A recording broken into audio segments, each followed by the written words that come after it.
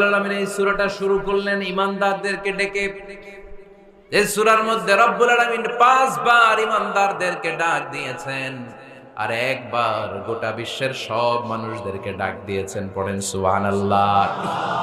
আল্লাহ বললেন, ইয়া আইয়ুহাল্লাযীনা আমানু লা তুকদ্দিমু বাইনা ইয়াদাইল্লাহি ওয়া রাসূলিহি ওয়াত্তাকুল্লাহ ইন্নাল্লাহা সামিউন আলীম। আল্লাহ বললেন, ও বিশ্বাসীরা শোনো, প্রথম গাইডলাইন, এই সমাজে যদি শান্তি চাও, সমাজটারে যদি সুন্দর বানাতে চাও, আল্লাহ আল্লাহর রাসূলের বিধানের উপরে কোনো কথা বলো না। আল্লাহ আল্লাহর রাসূল যেই বিধান দিয়েছেন ওই বিধানটাই ফাইনাল।